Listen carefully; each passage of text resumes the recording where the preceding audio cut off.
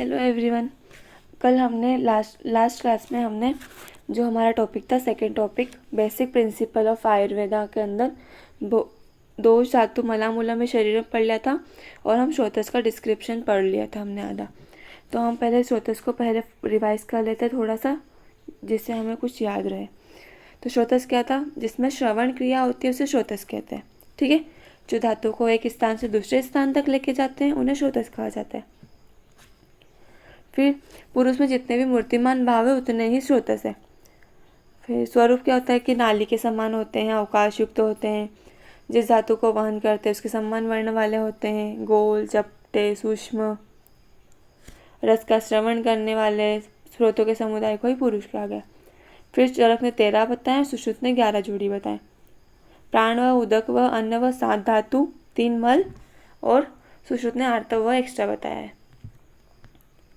और फिर सुश्रुत ने बहिर्मुख और अंतर्मुख श्रोतस भी बताए हैं। बहिर्मुख श्रोतस 9 होते हैं और अंतर्मुख जो 11 जोड़ी बताए थे वो।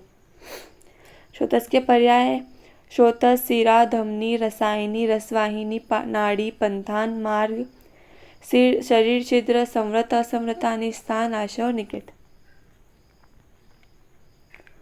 श्रोतो दृष्टि के सामान्य कारण थे कि दोषों के विपरीत गुण वाला आहार विहार, दोषों के समान गुण वाला आहार विहार और धातुओं के विपरीत गुण वाला आहार विहार, इसको करने से श्रोतस दुष्ट होते हैं। और लक्षण क्या दिखते हैं? अति प्रवृत्ति, संग, सिरा ग्रंथि और विमार्गमन। फिर हमने प्राण व श्रोतस, उदक व अन्न व श्रोतस का तक पढ़ लिया था। आज से हम रस व श्रोतस पढ़ेंगे। और अब हमने कितने श्रोतस देखे थे? 13 चरक के अनुसार और सुश्रुत के अनुसार 11 जोड़ी। तो हम देखते हैं रस व श्रोतस। तो रस व श्रोतस का मूल क्या है? हृदय और 10 धमनियाँ। ठीक है, रसवाहनाम श्रोतसाम हृदय मूलम 10 धमनियाँ। तो चरक ने बताया हृदय और 10 धमनियाँ और सुश्रुत ने बताया हृदय और रसवाही धमनियाँ। ठीक है, फिर श्रोतदुष्टि के कारण, लक्षण और विद्ध के लक्षण। तो श्रोतदुष्टि के कारण क्या होते हैं कि हमारा जो रस व श्रोतस है जिसका मूल है हृदय और 10 धमनियाँ, वो दूषित क्यों होता है? तो अति गुरु पदार्थों का सेवन करने से, अति शीत पदार्थों का सेवन से, अति स्निग्ध, अति मात्रा में भोजन और अति चिंता। तो खाने में, भोजन में क्या क्या आता है? अति गुरु, अति शीत, अति स्निग्ध और अति मात्रा में अगर भोजन किया है तो रस व श्रोतस दूषित होंगे और अति चिंता से भी रस व श्रोतस दूषित होते हैं। तो उससे लक्षण क्या दिखेंगे?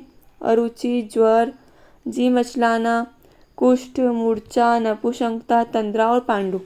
जितनी भी रस व श्रोतस की व्याधियाँ है ना, वो दुष्टि के लक्षण में आती है। तो अरुचि, ज्वर, जी मचलाना, मूर्छा, नपुंसकता, तंद्रा और पांडु। अब है रस व श्रोतस के विद्ध के लक्षण सुश्रुत के अनुसार कि अगर रस व श्रोतस जो हमारे हृदय और रसवाही धमनियाँ, अगर वहाँ पे कुछ विद्ध हो गया, मतलब बाहर से कुछ इंजुरी वगैरह हो गई, तो क्या लक्षण दिखेंगे? शोष होगा और मृत्यु होगी, कि जो व्यक्ति है ना उसका शरीर सूख जाएगा और उसकी मृत्यु भी हो सकती है।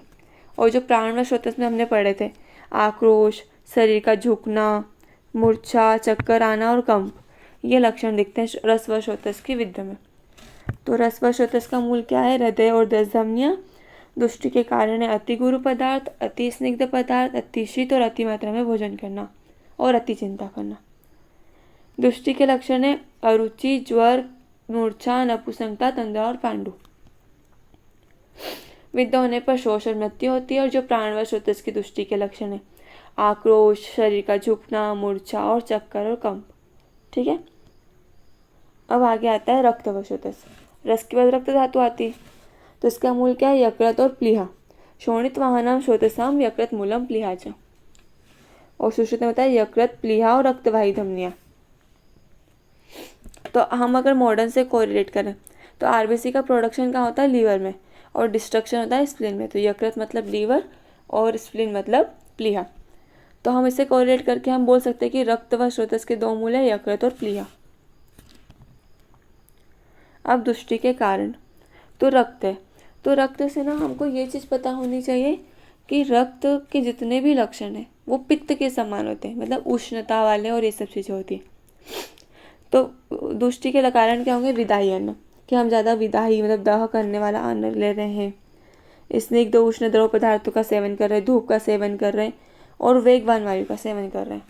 तो इन सब कारणों से हमारा रक्त व शोथस दूषित होते हैं, जिससे रक्त व शोथस के अंदर ना जितनी भी स्किन डिसीज है वो तो रक्त व शोथस के अंदर आएगी ही सही, और इसके अलावा भी बहुत सारी चीज़ें, लेकिन स्किन डिसीज कुष्ठ, विषर्प, पीड़िका, दद्रु, ये सब स्किन डिसीज है।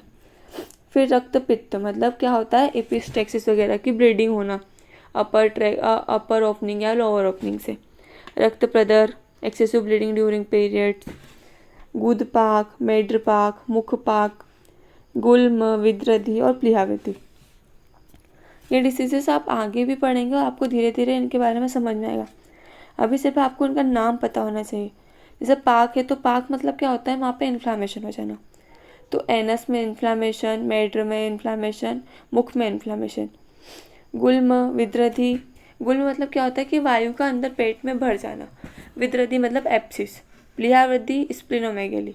कामला मतलब जॉइंडिस। और दद्रु मतलब क्या होता है, रिंगवर्म। ठीक है, तो जितनी भी स्किन डिजीज है वो तो अपन लिख ही सकते हैं। फिर रक्त और शोथस में कुछ विद्ध हो गया, तो श्रावंगता, ज्वर, दाह, पांडुता, रक्तस्राव, रक्त नेत्रता होगी। ठीक है, तो रक्त व शोथस का मूल है यकृत और प्लीहा। दृष्टि के कारण है विदाही अन्न, स्निग्ध उष्ण द्रव पदार्थों का सेवन, धूप का सेवन और वेगवान वायु का सेवन। दृष्टि के लक्षण है कुष्ठ, विषर्प, पीड़िका, रक्तगुल्म, रक्त प्रदर, 3 प्रकार के पाक, गुदपाक, मेड्रपाक और मुखपाक, गुल्म, विद्रधि, प्लीहावृद्धि, कामला और दद्रु। ठीक है, और विद्रधि के लक्षण क्या है, विद्ध के लक्षण सॉरी, कि श्रावंगता मतलब जो हमारे कलर है ना वो साइनोसिस हो जाएगा, मतलब नीले पड़ जाएंगे। ज्वर, दाह, पांडु होगा, रक्तस्राव, रक्त नेत्रता। अब आता है मांस व शोथस। तो मांस व शोथस का मूल क्या है, मांस वाहनम शोथसा स्नायु मूलम त्वचा। स्नायु और त्वचा, तो स्नायु क्या होता है, जो हमारे लिगामेंट्स होते हैं उनको स्नायु बोलते हैं, और त्वचा मतलब स्किन। तो मांस व शोथस के मूल क्या है, स्नायु और त्वचा। और सुश्रुत ने रक्तवाही धमनियाँ बताया। तो इसकी दृष्टि के कारण क्या, अभिसंधि पदार्थ। अभिसंधि मतलब जो चिपचिपा पदार्थ होता है जो शरीर में शोथस में अवरोध करेगा, ऑब्स्ट्रक्शन करेगा, उनको अभिसंधि बोलते हैं। स्थूल पदार्थ, स्थूल मतलब मोटे, भारी, ऐसी चीज़ें। गुरु भी वही होता है, गुरु पदार्थ। और दिन में भोजन के बाद सोना। इन सब चीज़ों से क्या होता है, मांस व शोथस दूषित होते हैं। तो उनकी दृष्टि के लक्षण क्या है, उनकी दृष्टि के लक्षण है अधिमांस, अर्बुद, मांसकील, गल शालुक, गलसुंडी, पुतिमांस, अलजी, गलगंड, गंडमाला और उपजीवा। मतलब क्या होता है, जितनी भी मसल्स या फिर मांस बोल सकते हैं, हमारे शरीर में जो भी मांस वाला पोर्शन है उसकी ओवर ग्रोथ हो जाएगी। अधिमांस मतलब कहीं से भी ओवर ग्रोथ हो रही है, अर्बुद ट्यूमर हो जाएगी, मांस कील बन जाएगा, गल शालुक की गले में भी वो कुछ एक डिसीज होता है जिसमें इन्फ्लामेशन टाइप हो जाता है, फिर ओवर ग्रोथ हो जाती है। गलसुंडी मतलब टॉन्सिल्स हो जाएंगे, पुती मांस, अलजी, गलगंड, गलगंड क्या होता है, वो गोइटर। और गंडमाला की छोटे छोटे ट्यूमर्स पूरे गले में माला जैसे बन जाएंगे तो गंडमाला बोलते हैं। उपजीवा के जीवा के नीचे या ऊपर के पार्ट में, नीचे वाले पार्ट में ना एक ओवर ग्रोथ दिखती है। ठीक है, तो मांस व शोथस के विद्ध के लक्षण क्या होंगे, शौथ हो जाएगा मतलब वहाँ पे स्वेलिंग हो जाएगी, या तो मांस का शोथ हो जाएगा। शीरा ग्रंथि अपन देखा था ट्यूमर लाइक स्ट्रक्चर हो जाएगा, फिर मृत्यु। ठीक है, तो मांस व शोथस के मूल है स्नायु और त्वचा। दृष्टि के कारण है अभिसंधि पदार्थ, स्थूल और गुरु पदार्थ, और दिन में सोना भोजन के बाद। दृष्टि के लक्षण क्या है, अधिमांसज, अर्बुद, मांसकील, गल शालुक, गलचुंडी, अलजी, गलगंड, गंडमाला, ये सब। और विद्ध होने पर शोथ होगा, मतलब शौथ मतलब सूजन होगा, शोष हो जाएगा मांस का, शीरा ग्रंथि और मृत्यु। अब आता है मेदो व शोथस। तो मेदो व शोथस का मूल क्या है, वृक्क और वपावन। मेदो वाहनम शोथसाम वृक्क मूलम वपावन। तो वृक्क क्या होता है, वृक्क किडनी को बोला है। वृक्क किसको बोला है, किडनी को बोला है।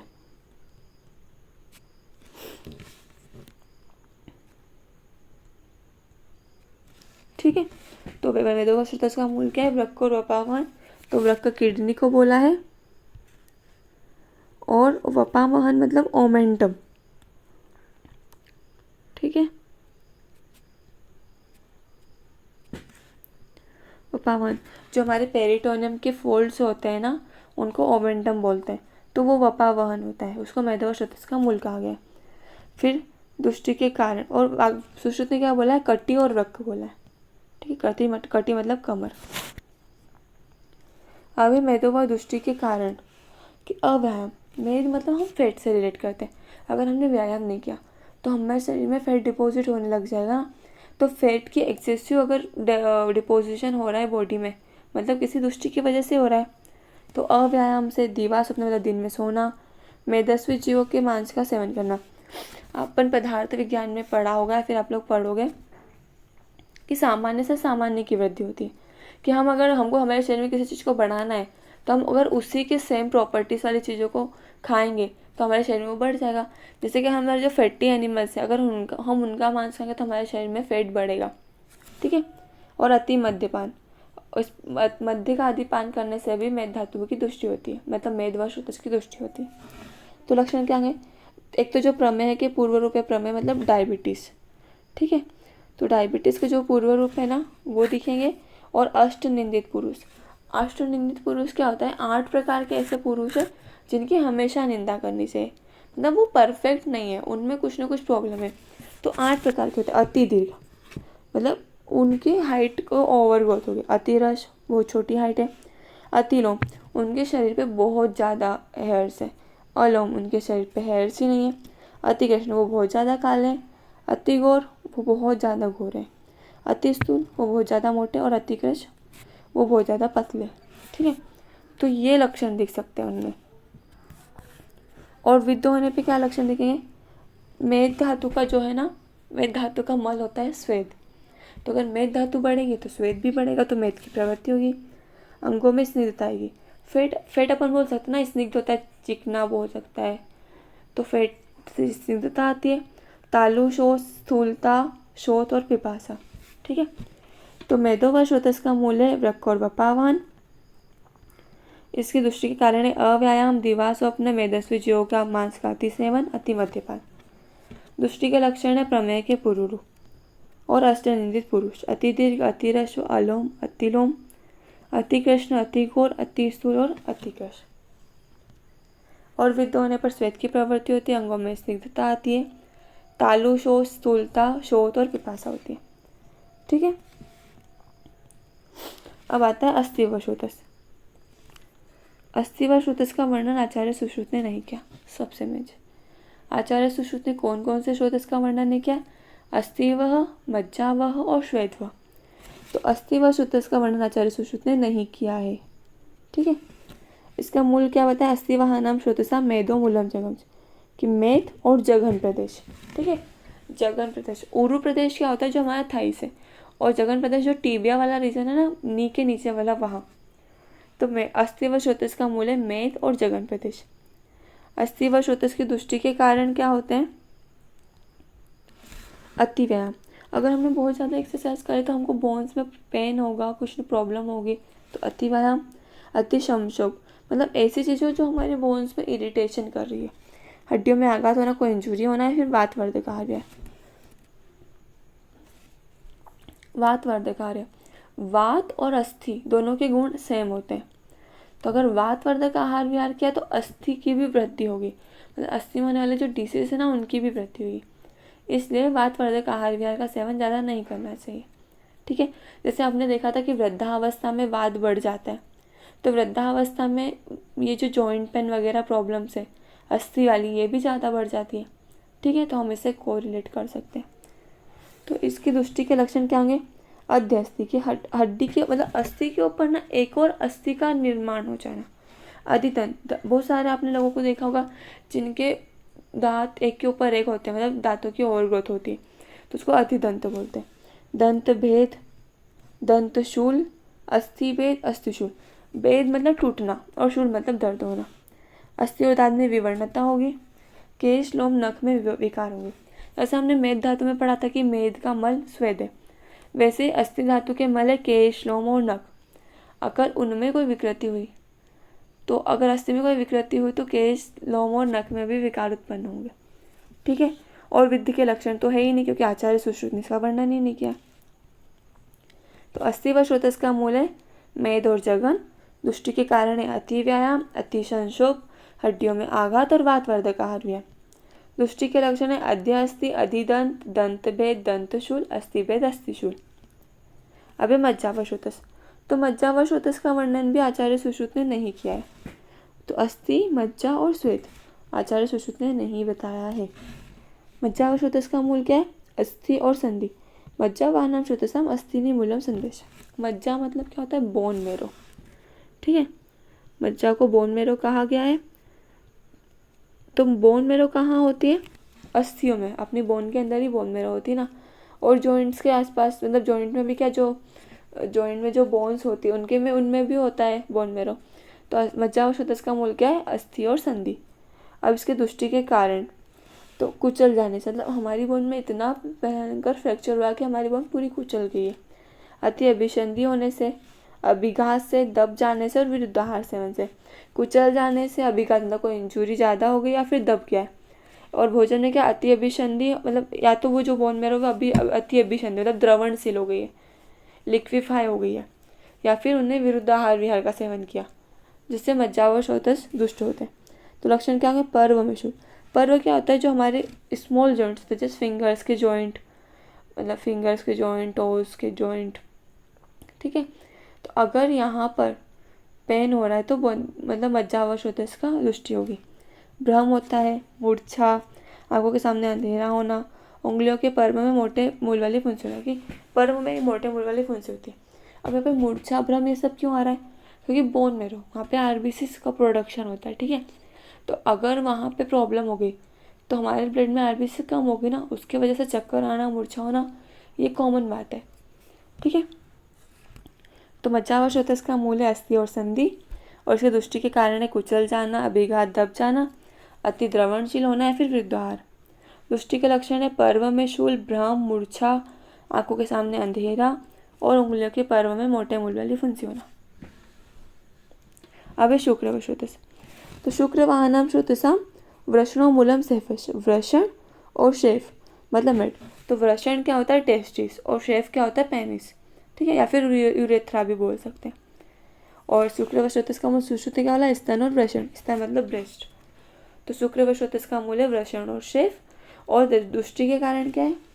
बिना प्रहर्ष के मैथुन करना, अनुचित योनि में मैथुन करना, शुक्र के वेगों को धारण करना, अति मैथुन करना और शस्त्र शाराग्नि का प्रयोग करना। ठीक है, अगर अति मैथुन हो रहा है या फिर शुक्र के वेगों को धारण कर रहा है, और अगर वहाँ पे मतलब वृषण, शेफ या फिर स्तन में शस्त्र शार्य अग्नि का प्रयोग हुआ है, उससे कोई वहाँ पे इंजुरी हो गई है, तो उसकी वजह से भी शुक्र व श्रोतस दुष्ट होते हैं। तब दुष्ट हुए तो कुछ तो लक्षण दिखेंगे। तो लक्षण क्या होंगे? क्लेब्य, नपुंसकता, इनफर्टिलिटी, काम उत्तेजना का अभाव होगा, अल्पायु कुरूप संतान की प्राप्ति होगी। अगर वो स्त्री या पुरुष जिनके शुक्र व श्रोतस दुष्ट हुए हैं, अगर वो गर्भ धारण कर लेती है, लेकिन अगर जो संतान होगी वो अल्पायु होगी और कुरूप होगी, उसको गर्भस्राव और गर्भपात भी हो सकता है, मतलब एबॉर्शन, और गर्भ धारण नहीं होना, ये लक्षण होते हैं। विद्ध होने में क्लेब्य होगा और देर से शुक्र का प्रचय होगा। तो शुक्र व श्रोतस के मूल क्या है? वृषण और शेफ। दुष्टि के कारण बिना प्रहर्ष के मैथुन करना, अनुचित योनि में मैथुन करना, शुक्र के वेग को धारण करना, अति मैथुन, शस्त्र शार और अग्निकर्म। दुष्टि के लक्षण क्लेब्य, काम उत्तेजना का अभाव, अल्पायु कुरूप संतान की प्राप्ति, गर्भपात, गर्भस्राव, गर्भधारण नहीं होना, और विद्ध में क्लेब्य और देर से शुक्र का प्रशय। अब हो गए सातों धातु वाले। हमने कौन कौन सा पढ़ लिया? प्राण, उदक, अन्न व श्रोतस और 7 धातुओं वाले। अब आता है मल। तो मूत्र वाहनम श्रोतसाम बस्ती मूलम वंक्षण। बस्ती और वंक्षण। तो बस्ती क्या होता है? यूरिनरी ब्लैडर, और वंक्षण मतलब इंग्वाइनोरिज्म। और सुश्रुत ने क्या बोला? बस्ती और मेट। तो बस्ती मतलब यूरिनरी ब्लैडर और मेटर मतलब यूरेथ्रा। अब इसकी दुष्टि के कारण क्या है? मूत्र वेग को धारण करके जल पीना, अति भोजन करना, मूत्र वेग को रोकना, शरीर का क्षीण होना और आघात होना। तो वेग को रोका, फिर वेग को रोकने के बाद पानी भी पी लिया, फिर शरीर क्षीण हो रहा है, तो अगर वहाँ पे कोई आघात हो रहा है या फिर अति भोजन कर लिया, तो उसकी वजह से मूत्र व श्रोतस दुष्ट होंगे। लक्षण क्या दिखेंगे? मूत्र का प्रमाण है तो बहुत कम होगा, फिर बहुत ज़्यादा होगा, या तो ओलिगो यूरिया हो सकता है, फिर पॉली यूरिया हो सकता है। बार बार मूत्र की प्रवृत्ति होगी, थोड़ा थोड़ा मूत्र आना। ठीक है। विद्ध के लक्षण, बस्ती फूल जाएगी, मूत्र का रुकना और मूत्र इंद्रिय का स्तब्ध होना। विद्ध मतलब यहाँ पे वेदन हो गया, कोई इंजुरी हो गई। ठीक है। तो मूत्र और श्रोत्रस का मूल क्या है? बस्ती और वंक्षण। दृष्टि का लक्षण वेग को धारण करना, वेग धारण करने के बाद जलपान करना, आघात होना, शरीर का क्षीण होना या फिर अति भोजन करना। लक्षण, मूत्र या तो अल्प मात्रा में आएगा या फिर प्रचुर मात्रा में आएगा, बार बार मूत्र की प्रवृत्ति होगी, थोड़ा थोड़ा मूत्र आएगा। विद्ध के लक्षण, बस्ती का फूलना, मूत्र का रुकना और मूत्र इंद्रिय का स्तब्ध होना। अब पुरुष श्रोत्रस। पुरुषवाहनाम श्रोत्रसाम पक्वाशय मूलम स्थूलगुदम। पक्वाशय और स्थूलगुद।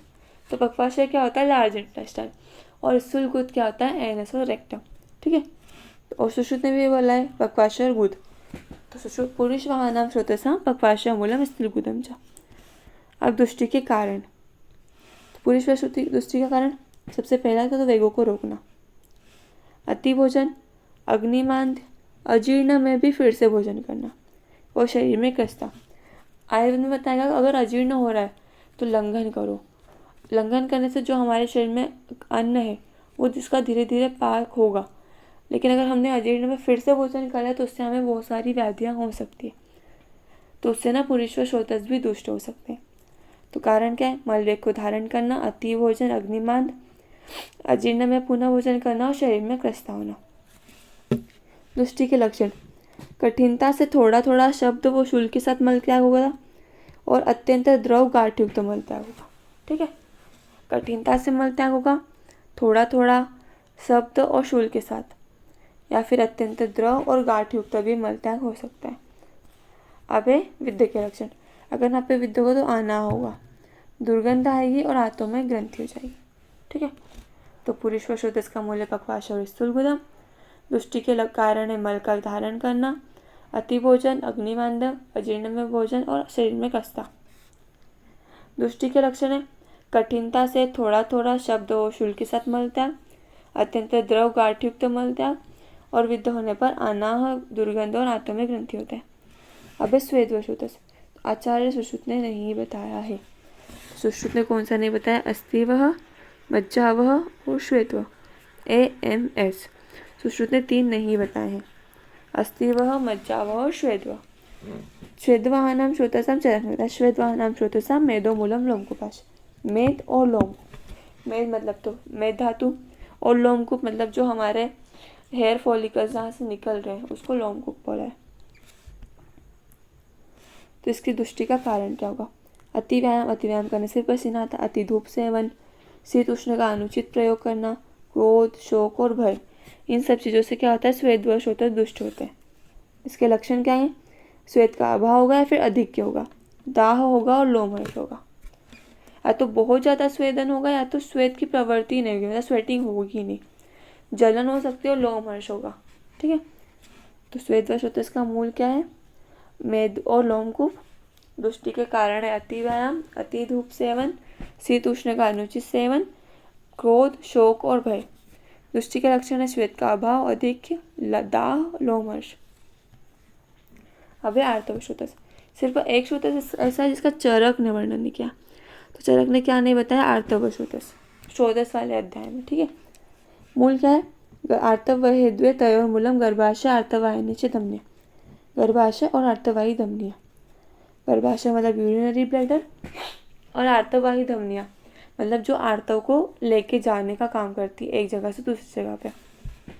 अब इसमें दृष्टि के कारण लक्षण नहीं, क्योंकि वो तो चरक ने बताए। तो सुश्रुत ने विद्ध लक्षण बताया। तो इससे क्या होगा? क्लैब्यता, बंध्यता, आर्तवनाश, मैथुन सहन करने की क्षमता का सामर्थ्य था। क्लैब्यता मतलब इनफर्टिलिटी, बंध्यता मतलब स्टेरिलिटी, आर्तवनाश मतलब एमेनोरिया और मैथुन सहन करने की सामर्थ्य, डिस्पेरियूनिया बोल सकते हैं उसको। ठीक है। तो ये हो गया आर्तव श्रोत्रस। चरक ने नहीं बताया। मूल 2 होते हैं, गर्भाशय, आर्तवाही धमनिया, और विद्ध होने पर क्लैब्य, बंध्यता, आर्तवनाश और मैथुन सहन करने का सामर्थ्य नहीं होता है। अब सभी श्रोत्रस की हमने कारण पढ़ लिए, लक्षण पढ़ लिए, विद्ध के लक्षण पढ़ लिए, मूल पढ़ लिए। तो अगर उनमें कोई डिसीज हो रही है तो उसका ट्रीटमेंट भी तो करना पड़ेगा। तो उनकी सामान्य चिकित्सा बताइए। कि क्या क्या कर सकते हैं। तो प्राण व स्रोतस, प्राण व स्रोतस हमने रेस्पिरेटरी सिस्टम से कोरिलेट किया था। तो जो श्वास रोग है उसकी चिकित्सा करेंगे। उदक व स्रोतस, उदर मतलब जल। तो अगर हमने सुबह 7 उदक को व स्रोतस दुष्ट हो रहा था, तो तृष्णा हो रही थी, पिपासा, मुख शोष हो रहा था, तो हम तृष्णानाशक चिकित्सा करेंगे। अन्न व स्रोतस हमारा GIT, तो अन्न व स्रोतस से तो वहाँ पे इंडाइजेशन वगैरह होगा, तो हम आम दोष की चिकित्सा करेंगे। आम मतलब जो अपक्व मल है ना, वो शरीर में रहता है और वो आम बन जाता है, मतलब आम बन जाता है, अपक्व मल को ही हम आम बोलते हैं। फिर रस व स्रोतस, रस व स्रोतस में लंघन करते हैं, ठीक है, लंघन। फिर आता है रक्त व स्रोतस, तो रक्तवाह में रक्त रोग की चिकित्सा करेंगे।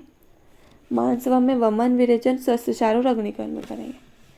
मेदवाह में अगर वो स्थूल है तो गुरु और अवतर्पण चिकित्सा करेंगे। स्थूल मतलब वो मोटा है, तो गुरु मतलब हैवी मिल देंगे उसको, लेकिन अवतर्पण थोड़ा कम देंगे, ऐसा देंगे जिससे उसका वेट लॉस वगैरह हो, ऐसी चीज़ें देंगे, रुक्ष चीज़ें। और कोई क्रश है तो लघु देंगे, लेकिन संतर्पण देंगे। लघु मतलब हल्का देंगे, क्योंकि वो इतने दिनों से कम खा रहा है, तो हमें उसको एकदम से ज़्यादा नहीं देंगे, लेकिन ऐसी चीज़ें देंगे जो कम खाने पर भी उसके शरीर को बलवान करे, उसके शरीर की वृद्धि करे। अस्थि व श्रोतस में पंचकर्म कराएंगे। और बस्तिका ऐसे देंगे तिक्त द्रव्य से, सिद्ध दूध और घी से। मज्जा और शुक्र में मधुर तिक्त अन्न व औषध देंगे। मैथुन व्यायाम व उचित काल में वन विरेचन, ठीक है। तो मधुर तिक्त अन्न व औषध देंगे, मैथुन व्यायाम और उचित काल में वमन विरेचन कराएंगे। मूत्र व श्रोतस से मूत्र कच्छनाशक, मूत्र कच्छ मतलब क्या होता है कि यूरिनेशन के टाइम में कष्ट होता है, तो उसको मूत्र कच्छ बोलते हैं, तो उसमें मूत्र कच्छनाशक चिकित्सा करेंगे। पुरुष वह में अतिसार नाशक, स्वेद वह में ज्वर नाशक, क्योंकि स्वेद वह में भी ऐसा था कि स्वेद का अभाव हो रहा अधिक होता है, और ज्वर में भी स्वेद की पहले तो अप्रवृत्ति होती है, मतलब स्वेद नहीं आता, लेकिन जैसे ही ज्वर मुक्त होता है वैसे ही श्वेत की प्रवृत्ति होती है, कम ज्वर की चिकित्सा करेंगे। और आर्तव में प्रदरनाशक चिकित्सा करेंगे, ठीक है। तो प्राण वह में श्वास की चिकित्सा करेंगे। उदक वह में तृष्णा की, अन्न वह में आम दोष की, रस वह में लंघन, रक्त वह में रक्त रोग की, मांस वह में वमन विरेचन शस्त्रचार का, मेद वह में स्थूल में गुरु अवतर्पण, क्रश में लघु संतर्पण, अस्थि वह में पंचकर्म, मज्जा और शुक्र वह में मधुर तिक्त अन्न और औषध, व्यायाम और वमन विरेचन, मूत्र वह में मूत्रकृच, पुरुष वह में अतिसार, स्वेद वह में ज्वर और आर्तव में प्रदरनाशक चिकित्सा करेंगे, ठीक है। तो अभी हमने श्रोतस वाला जो हमारा सिलेबस का सेकेंड पॉइंट है वो हमने कवर कर लिया है, ठीक है।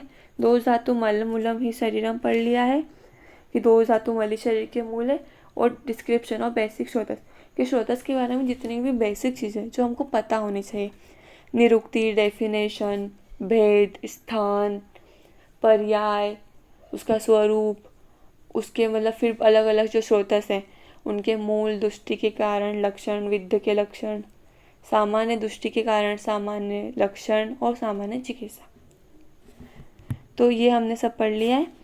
अगर इसके बाद भी अगर आपको कोई डाउट हो तो कमेंट सेक्शन में पूछ सकते हैं।